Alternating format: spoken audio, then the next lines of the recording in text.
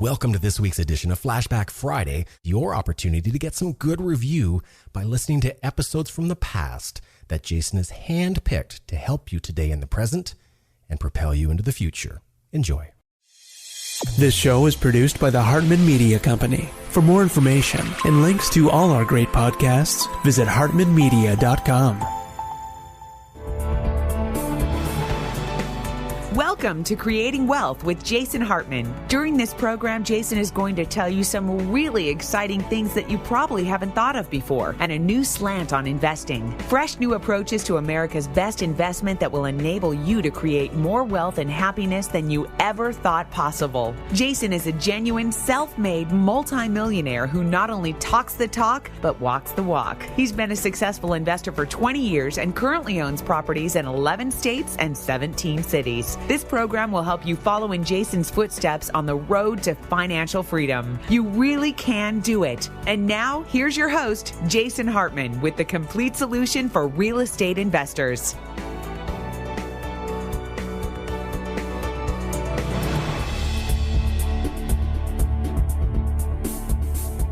Welcome to the Creating Wealth Show. This is your host, Jason Hartman, and thank you so much for joining me today. We'll be back with today's guest or segment in just a moment. It's my pleasure to welcome Bruce Fein to the show. He is a very interesting man with a fantastic background. In January of 2014, you may have heard that Rand Paul announced that he was filing a class action lawsuit against the Obama administration over the warrantless surveying program involved in you've heard of it as called PRISM, and he is the person who drafted that complaint, and he was also hired by the family of Edward Snowden to defend against some criminal espionage charges, and he's a great believer in freedom and stopping government surveillance. So it's a pleasure to welcome Bruce Fein. Bruce, how are you? I'm doing well. Thanks for inviting me. Good. And where are you located? I just want to give our listeners a sense of my geography. offices are in Washington, D.C. I was born in Cambridge, Massachusetts.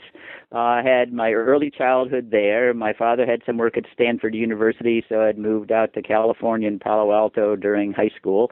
Then I returned East Coast for law school at Harvard, again at Cambridge, then have been in Washington and one either in Washington or in the outskirts in Maryland or Virginia for the following 45 years. I came in 1969. I've been involved in all the crises since then, including the impeachments of Richard Nixon, Bill Clinton. I drafted articles of impeachment against Bush, Cheney, and President Obama for usurping the war power and failing to faithfully execute the laws.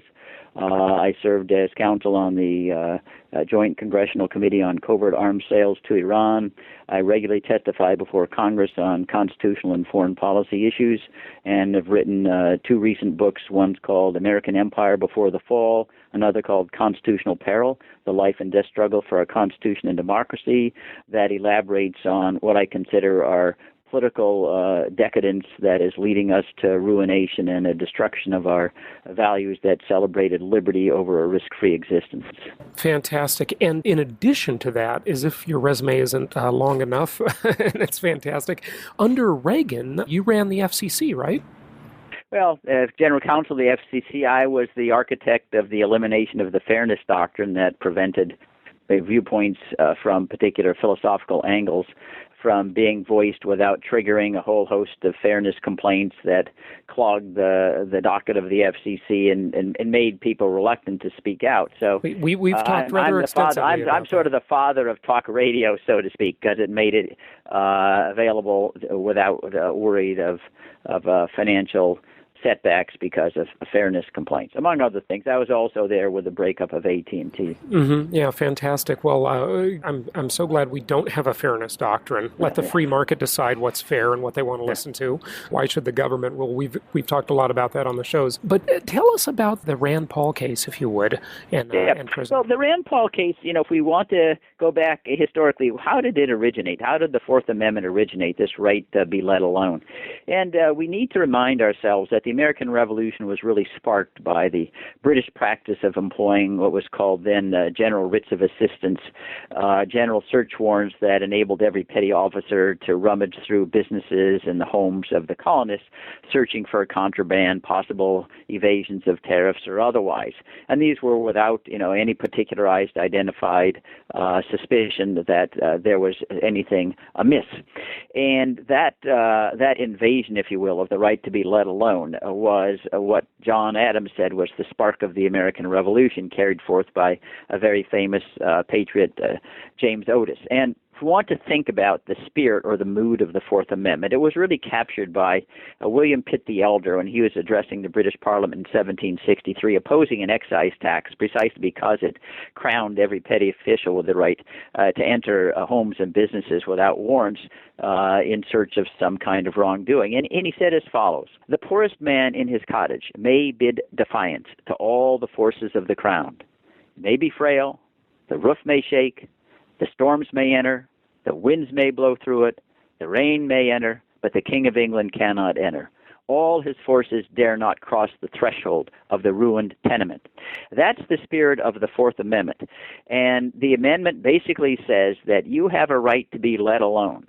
Just because you're born, you don't have to give an explanation of why you want the government to keep away from you. Just the fact that you breathe is enough. That the government must come up with a very compelling or strong reason before it can disturb your right to be let alone. That's the basic theory and philosophy of the Fourth Amendment, and we've really turned it on its head with this program that is being challenged in the complaint I drafted on behalf of Rand Paul and Freedom Works, serving as the class plaintiffs for everyone in the United States who's made a phone call since May of 2006.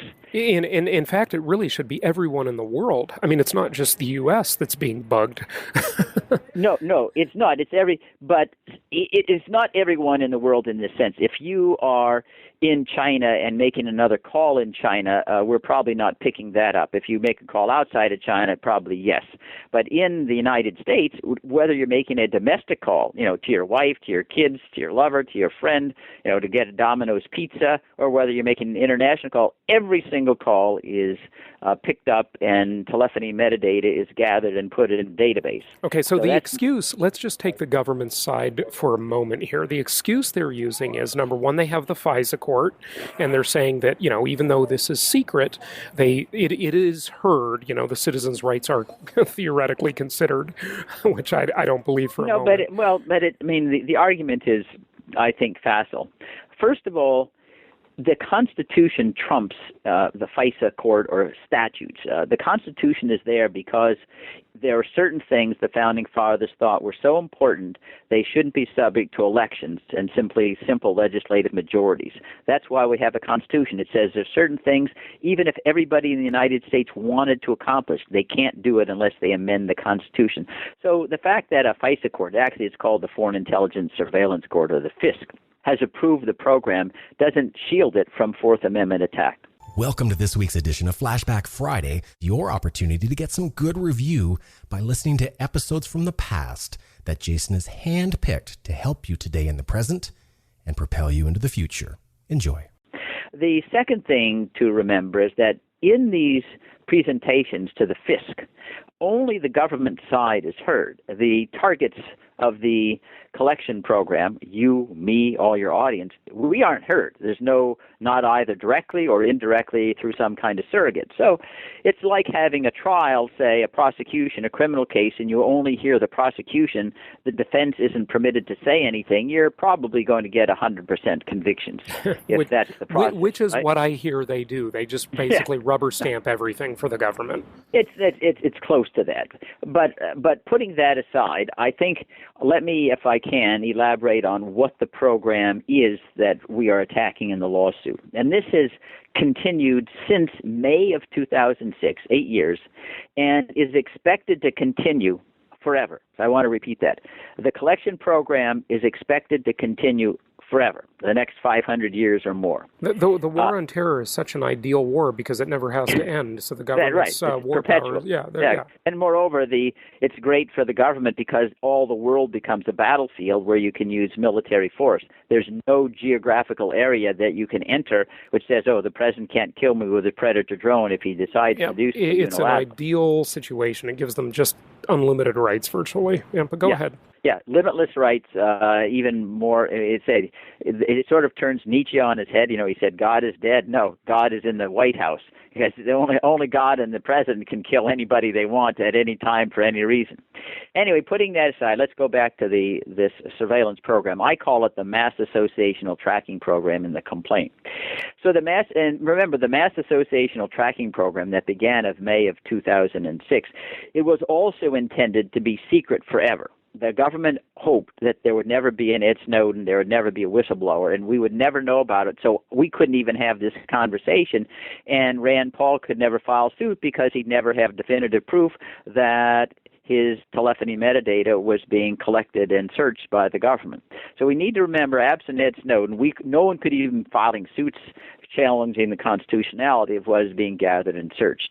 But in any event, the program works as follows. Every day, the telephony metadata, which is the numbers of the participating calls on every domestic or international call concerning the United States, the participating phone numbers plus the duration of the phone call and the time of the phone call, time, date, and a little bit the location. That is, by a trunk line, you know probably within 100 yards where the call was made from. All of that data is collected in a huge database. It's the largest database in the history of mankind by far. And you remember, when you get a telephone number, ordinarily it takes about 5 seconds to identify the number with a person by going on Google. So the idea that the identity of the callers is not known is fallacious or specious. The government can find out the name associated with a number very quickly. So all of this collection happens every day. That is, the phone companies give this information to the National Security Agency. Now, at the time that these phone numbers are collected, there is no suspicion. The government doesn't have any suspicion that any of the numbers is connected to anything that's wrongful or harmful. Not criminal activity, not terrorist activity, not foreign intelligence. They just gather it all, and they stick it there. Now, what they do with it, they then maintain it in this huge database, which has no more security about it than the security of information that Ed Snowden was able to capture and reveal to the newspapers. When the NSA says they have a reasonable suspicion, a reasonable articulable suspicion, they call it in legal lingo RAS, that a telephone number abroad is connected to an international terrorist organization. Remember, a reasonable suspicion is lower than probable cause. It's lower than preponderance of the evidence. And how they decide what reasonable suspicion is largely in their own minds, because it's the NSA that decides whether this threshold of suspicion has been satisfied. When they do, they take the number, the foreign telephone number, which they have some suspicion is connected for the foreign and terrorist organization, and then they search to see whether that number has communicated with any number in the database. They typically make anywhere from 200 to 300 inquiries of the database per year. But they don't stop there. If there's any hit in the database, they try to find out all the numbers that called the first hop or the first hit in the database. So they go out what they call the second hop. Everybody who's called that first person who had been called by a number that is thought to be associated with a terrorist organization, they then fall into the suspicious category, and then their information is examined. And then they had a third hop. So they went, if you were 3 steps removed from the international terrorist organization suspected phone number, then they gather and search your phone number as well to see whether there's any suspicious activity. So a single query could end up having the NSA look and maybe as many as 1 million telephone numbers. In any event, that's how the program worked. And since May of 2006... And I just got a comment, Bruce, that's insane. I mean, this is just insanity. Like, if our founding fathers were listening to this, they would be rolling over in their graves. Yeah, I mean, the whole concept of freedom of association has just been... It's gone. No, it is, and that's why I call it the Mass Associational Tracking Program. But since May of 2006, that's about for an 8-year trial run, the number of terrorist attacks that have been foiled by the program is 0.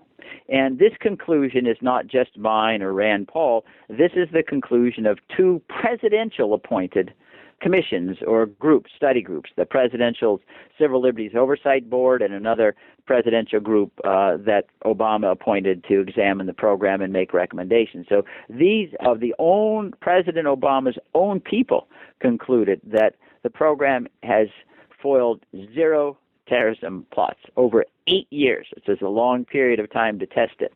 So and we're arguing that this mass collection, suspicionless, warrantless collection of our telephony metadata violates the Fourth Amendment.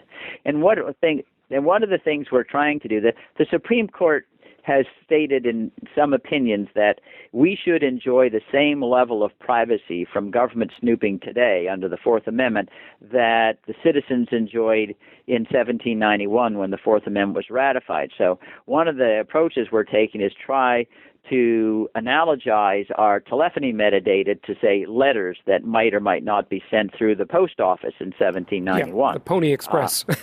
Yeah, the Pony Express. They couldn't intercept the Pony, open all the mail, and look at the letters and then seal them back up and let them be delivered, right? No, and moreover, and one of the elements that's at work here is the fact that there were very, very few investigative agents at the time of 1791, as opposed to today, where you got an $80 billion intelligence community. The NSA has 35,000 employees. I mean, the whole government of the United States didn't have 35,000 employees probably till 100 years after the Constitution was ratified. So the level of privacy that was expected in 1791 was very, very high, in part simply because the resource limitations on government. And we didn't have an idea of collecting information for foreign intelligence purposes. Our idea was defense was to guard against an attack. Defense wasn't to preemptively police the world for anything that could be dangerous, as though we had some kind of moral obligation to go abroad in search of monsters to destroy. Anyway, that's one of the approaches that we're taking, and I think it's relatively obvious to anyone that this kind of NSA dragnet surveillance vastly exceeds the privacy expectations that would have obtained among the citizenry in 1791. It's just unbelievable. So what is going to happen? I mean, what's the prognosis for this? The complaint was only filed several months ago. When do they have to respond in 30 days like a typical case? No, because when you sue the government, there's a 60-day response period rather than 30 days. And I expect that the government will file a motion to dismiss that we'll have to litigate. We may at some point try to go directly to the U.S. Supreme Court rather than through a court of appeals. One element that's still, I think, a puzzle. So did they answer yet, though? 60 days has passed. No, we have not had an answer yet. So so they've asked for an extension then? Or? No. In time, the 60 days doesn't run until technically what's called you serve the defendants, and they have to have a summons. It adds additional days of delay. Okay, all right. Yeah, I understand. But so we may get an answer. My guess is sometime in April. But we also believe that there's an element that is, I don't know, it's puzzling. It's one that could work against us or in our favor, and that is the statutory authority for running this metadata collection program expires in July of 2015. That's next year, unless it's extended. Now, in the past, the Congress has always extended Patriot Act provisions. Section 215 of the Patriot Act, which is what the authority that is used in order to undertake the program, say it expires in July of 2015.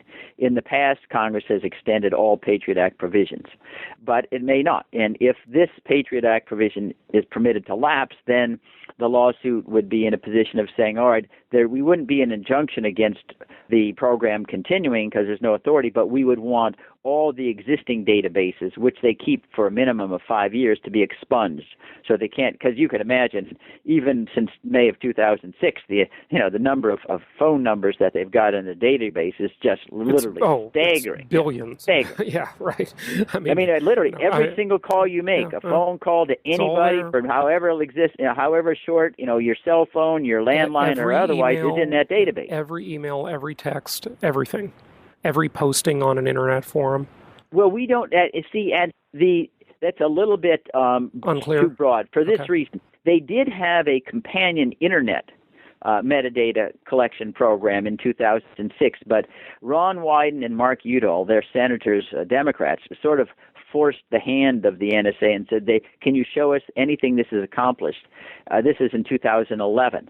And they couldn't, and so that program shut down. So the Internet's part of the collection is ended, at least if the NSA is telling us the truth. Now, we know when James Clapper, the director of national intelligence, was asked last March under oath whether he was having the NSA collect any data on millions of Americans, he said no, which was a flat-out lie. And so we're going on the trust of the NSA, which is probably a pretty hazardous proposition, that in concluding the Internet metadata collection program has terminated. But that's what they represent at present. So now it's just every single telephone call that you've ever made is now under surveillance by the NSA. Okay, and so you may go, what will happen? What are the various shades of gray, if you will, of winning and losing this case? Like you might win a part of it, maybe they won't be able to keep the data, maybe they won't be able to collect as much data, they'll get some but not all, or there'll have to be some determination of what is suspicious, what is not, what they can collect, what they can't collect. Talk to us about some of the possible outcomes. Well, okay, let's say, the best outcome from our point of view is that the court finds the program unconstitutional under the Fourth Amendment. It requires all the data to be purged and prevents them from collecting warrantless, without a warrant, the metadata in the future. That would mean that if they did want to collect your metadata, they'd have to establish probable cause to believe that you were either implicated in some kind of terrorist act or criminality, or a probable cause to believe that you possessed evidence that was relevant to proving a crime or international terrorism. That's a standard that isn't met now as regards to any of the data that they're collecting. So we need to underscore, to shut down the program doesn't mean we're disarming. It just means we do what we've been doing for 200 years.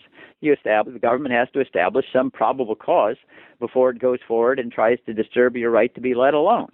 And in some sense, it may make the government more efficient. You could imagine all the staggering hours wasted sticking all this metadata, in a huge database and coming up for nothing for 8 years. Just think, if you had a job and you spent 8 years on the job and someone asked you, well, what is your output? What is your deliverables? And you say, still working on it, nothing.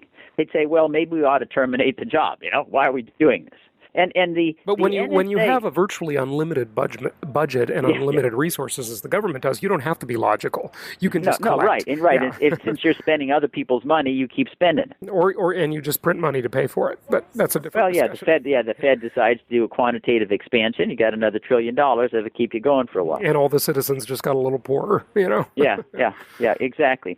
But there are other things that could happen too. The fact is that Obama himself could change the program to require warrants, and to require that the judge's decisions be declassified. I don't think that's going to happen. He's had a long time to deliberate on what he'd like to do, and he's made a few tiny changes in the program whatsoever. So, and I think also that what's likely to happen is that you and I and others will have a public interest advocate that will be able to argue before the Foreign Intelligence Surveillance Court against issuing warrants, arguing against probable cause under a new privacy dispensation, so that there isn't this indiscriminate collection. Which I say, in some sense, its greatest menace is that its philosophical pivot is the presumption that all of us should be viewed as traitors, and therefore we need to be surveilled and watched. We aren't presumed patriots. And so when the government starts treating all of its citizens as traitors, you got a problem. Because in a republic, the people censure the government. The government doesn't censure the people. And as Thomas Jefferson said, when the government fears the people, you have liberty. When the people fear the government, you have tyranny. And we're moving to the tyranny side of the equation, much to our disadvantage and alarm, in my view. And really, in the long run, I say much to the government's disadvantage, because those governments don't last. They never do, those tyrannical governments. I mean, they always get overthrown. People always leave. There's always a brain drain. They always become smaller economies, and empires don't work, and dictatorships don't work either. So no, they don't. And even in a larger sense, I think they also are quite untoward, counterproductive for the government. And I repeatedly say the greatest military asset any country has is the love that citizens have for their country, the love that causes them to be willing to risk their lives, their fortunes, and their sacred honor for their country. Now, when the country views them as traitors, they're not likely to have that love. You know, they say, what the hell? I know I'm a patriot, and you're viewing me as a traitor. You're spying on me. And that's what makes this whole exercise so disturbing, because without this people's support, and remember, it's the people, basically, who have stopped the Richard Reids and the Abdul Muttalib from lighting their shoes and exploding devices on airplanes. It wasn't the NSA. It was loyal citizens who said, hey, don't do that. And once... the people catch most everybody. I mean, the people caught the Boston bombers. The people caught the rogue cop in L.A. It wasn't the government that did this. I mean, it was a citizen. Yeah, and you want to keep the citizens loyal and faith and having faith in their government, and you do not do that. You do the opposite when you treat them as traitors. You know, the people who support the government, their taxes go to support the government, they obey the law, and the government has the audacity to think in this total information program, we have to assume anybody could be a traitor and therefore we have to spy on you. And what that forgets is the basic maximum of the Fourth Amendment, which is we knowingly take risks that unfree people don't take because we cherish liberty and we don't want to inflict harm on an innocent. So we will take risks that Saudi Arabia or China or Russia won't take. Fine, because we don't want to be like them. And there may well be some tragedies that happen because we are willing to take those risks. Life is filled with tragedies. We don't relish them, but in some sense you have to take that risk in order to be a moral people. The most important principle that separates civilized people from savages is that the civilized people recognize it's better to be the victim of injustice than to be complicit in committing an injustice. That's the difference between a civilized society and a savage one. And we are unfortunately moving, from being in the civilized side of the line to the savage side. Not only on the surveillance, but we use predator drones. We kill 68-year-old grandmothers picking vegetables and say, well, we got to be safe, so that doesn't matter to us. And that's just wrong, and we're destroying our values as a country. And in some sense, I think the disintegration of the Soviet Union in 1991 has induced us to forget what caused us to be different. Why did we win the Cold War? Is because we didn't stoop to any kind of conceivable tactic in order to prevail. That's what enabled us to win hearts and minds. Since 1991, we've turned into the flip side of the Soviet Union, not quite in all of its horrors, but in philosophy, that's where we're headed. Yeah. Well, don't worry. Have faith. The Soviet Union seems to be coming back. Yeah. Right. Now, maybe that's what we need. Putin, now we need you to be an empire so we can understand how we're what different not to be. Yeah, exactly. That's a great point. A couple more things I want to just touch on before you go. Bruce, and you've made some excellent points, so thank you. I remember back in 1999 and 2000 reading and being outraged about the program called Carnivore. I'm sure you know about that. Yeah. Mm-hmm. And then 9/11 came along, and there was just no hope. I mean, I just never heard any more arguments about that after, and now we've got something much bigger and much more invasive than Carnivore. And so just if you had any comments on that, or how the change happened, or just any thoughts on that in general. I think that we have suffered from a deficit in leadership. People can be easily frightened. Danger can be easily exaggerated. And the goal of leadership is not to ignore danger, but to put it in proper perspective and to remind the people that if they wish to be free and enjoy liberty, they got to take some risks. Let's think about murder. We have 17,000 murders annually, and this is a number that's persisted for over a decade. We prosecute murders. We don't catch all of them. We sentence murderers sometimes to death, life in prison. They're still murders. It doesn't go away. We don't say, Murder laws don't work. Let's suspend habeas corpus. Let's have courts-martials, right? We recognize. Now, nobody relishes anybody being killed. It's sad. It's a tragedy. But we understand that if you're going to have any kind of liberty, there's got to be risks that enable people to do wrong things, because nobody is born inherently a saint. Now, with regard, and it's important, I think, when 9/11 happened, the leaders should have said, this is an abomination. We need to catch, if we have to, we need to kill those who are complicit in it. But Al-Qaeda is not the Red Army. It is not the Luftwaffe and Hitler and the stormtroopers. They don't have scientists. They don't have conscription. They don't even have an airplane.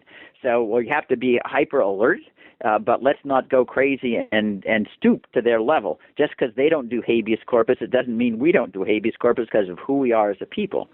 And so what happened after 9/11 is that the politicians, the so-called leaders, which I say are the acephalous political institutions, they made the danger seem like we are beleaguered by people that are more threatening than all the armies we confronted in World War II. And you remember the references to the Sudetenland and Munich and Stalingrad, and everything else that was utterly absurd as applied to Al-Qaeda and the terrorists, who are indeed dangerous, but they are not threats of our sovereignty. They aren't.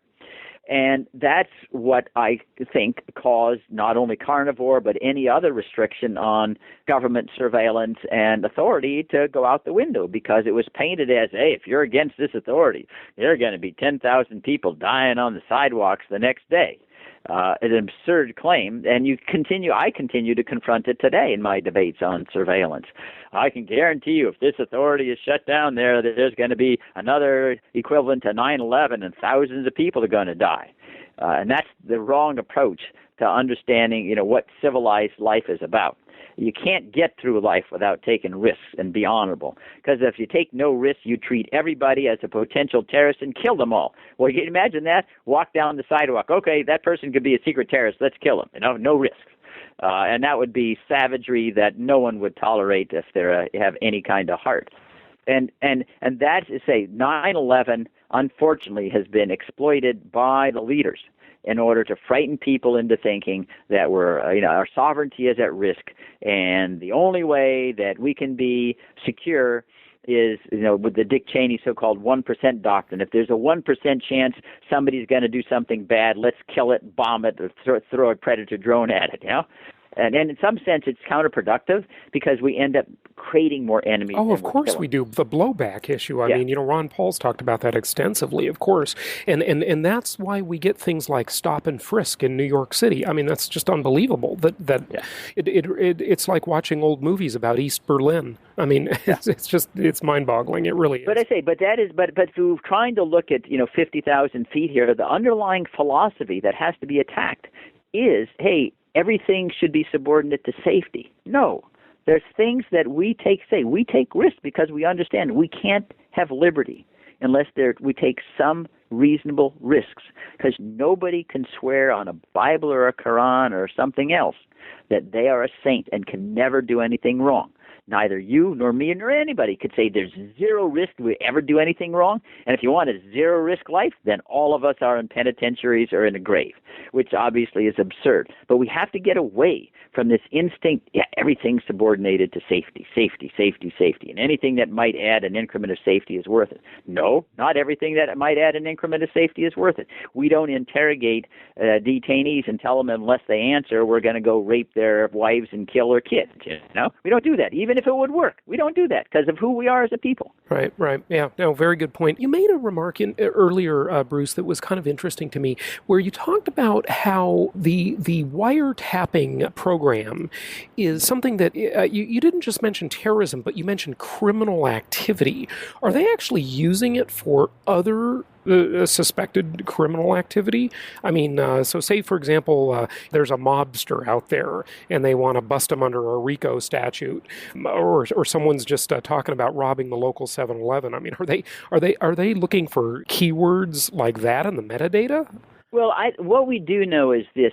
Recently, the Solicitor General said that although in the past the practice was when this metadata collection program had been used indirectly to provide evidence that led to criminal cases, they would not inform the defendant that had been done. So the defendant wouldn't have a chance to challenge the constitutionality of the metadata collection program. It comes from a program is unconstitutional, then the fruits of the metadata program can't be used in criminal cases. So we're now just getting a glimpse when the government is, I think, alerted maybe as many as a half a dozen defendants, hey, we actually use some of this metadata in your criminal case. From my understanding, the ones that have been identified so far have been accused of terrorism type of crimes. But they are civilian crimes. I mean, they're not tried before the military commission. These are cases tried in criminal courts every bit as much as the O.J. Simpson case was tried in criminal courts. So the fact is they clearly are using the metadata collection program to prosecute criminal cases.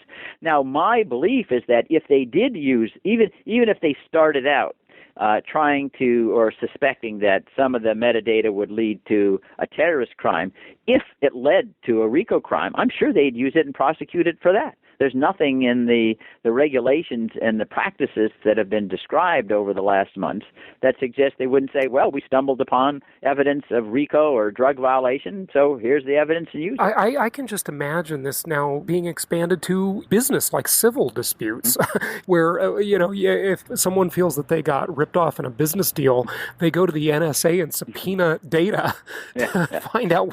I mean, they can certainly subpoena your email divorce. box. Yeah, you could imagine divorce cases as well. It's unbelievable. This never ends. And what is very troubling, Jason, is that the oversight is virtually zero. I mean, all of what the NSA says they're doing is based upon trust, because Congress doesn't see any of that. We see now that the CIA is accusing the Senate Intelligence Committee of hacking into the CIA's computers in a criminal way to do oversight. So all of this, we're just hoping that the NSA is complying with this. That's not how our system of government is supposed to work. A separation of powers, checks and balances, supposed to work, as Madison said in Federalist 47, to make ambition counteract ambition. So you have institutional checks, people with different motivations doing the oversight, like the Church Committee overseeing the years of misconduct, malfeasance, if you will, by the CIA and other intelligence agents, including the NSA. But the Congressional Oversight Committees, that's laughable. So all of this is just hoping that the NSA is accurate in describing the generally narrower scope of the use of the metadata than we think. But who knows what they're doing? Sunshine has been said to be the best of disinfectants, and the heart of a Republican form of government is transparency.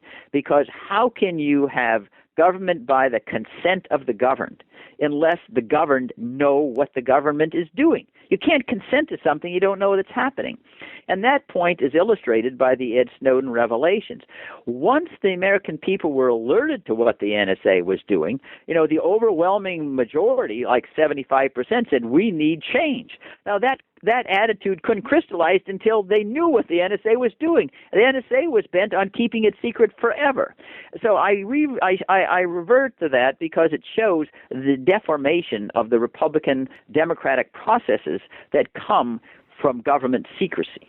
Very, very good point. Last question for you, and I appreciate you staying longer, Bruce. This has been fascinating. What do you think the fate of Edward Snowden will be? Will people get behind him? Will the government back down? So far, I do not know of any truly damaging information, damaging to national defense, which is always the excuse, that has ever been released. However, I may not know of it, but I certainly have not read it or heard it anywhere. No, I have not either. You get these general statements, well, there's more evasive action by the enemy after Ed Snowden's revelations than before. At the Bradley Manning, Chelsea Manning sentencing for the WikiLeaks disclosures, the government was unable to show any concrete harm that came from a vastly greater release of classified information. And with regard to the Snowden revelations, that's all we have is the government saying, well, there's evasive action. But who knows why would we believe the government on that score?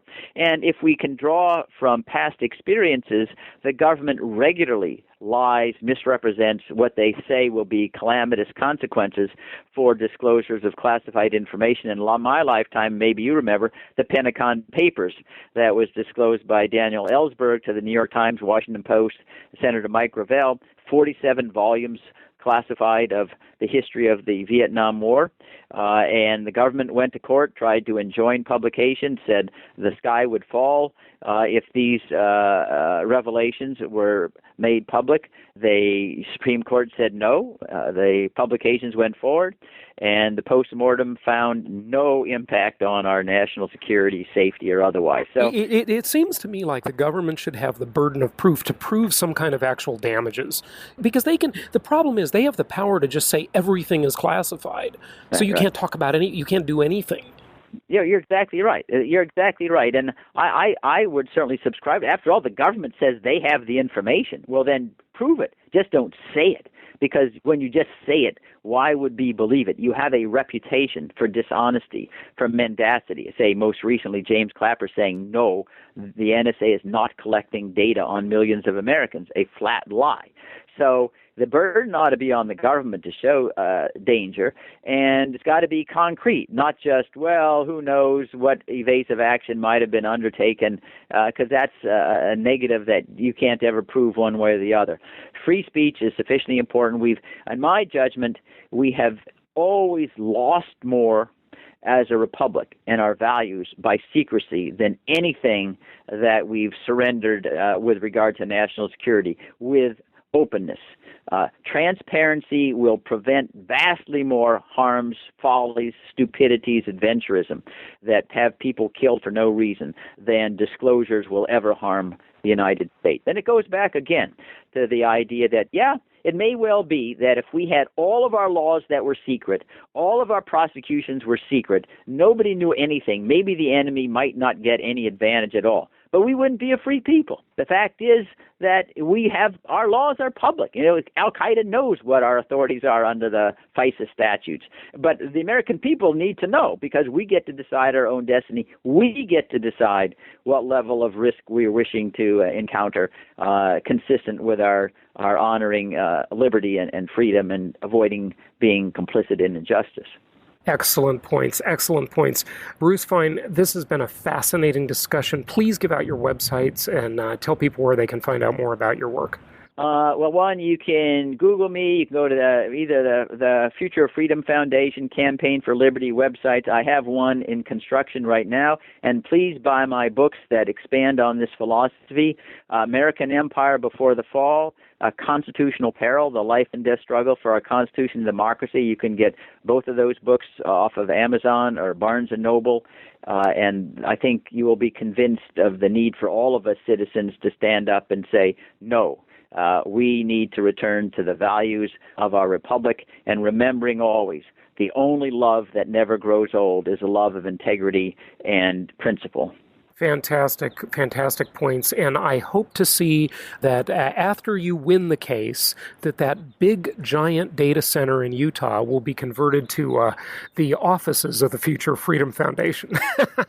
Yes, or what we can do is build a monument to the Fourth Amendment there. Right. How's that? Absolutely. Yeah. That would be fantastic. Well, Bruce Fein, thank you so much for joining us today. All right. Thank you for inviting me. Have a great day. What's great about the shows you'll find on jasonhartman.com is that if you want to learn about investing in and managing income properties for college students, there's a show for that. If you want to learn how to get noticed online and in social media, there's a show for that. If you want to know how to save on life's largest expense, there's a show for that. And if you'd like to know about America's crime of the century, there's even a show for that. Yep. There's a show for just about anything, only from jasonhartman.com, or type in Jason Hartman in the iTunes store.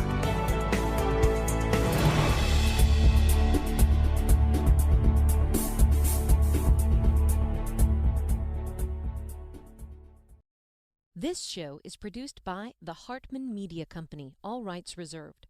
For distribution or publication rights and media interviews, please visit www.hartmanmedia.com or email media@hartmanmedia.com. Nothing on this show should be considered specific personal or professional advice. Please consult an appropriate tax, legal, real estate, or business professional for individualized advice. Opinions of guests are their own, and the host is acting on behalf of Platinum Properties Investor Network, Inc. exclusively.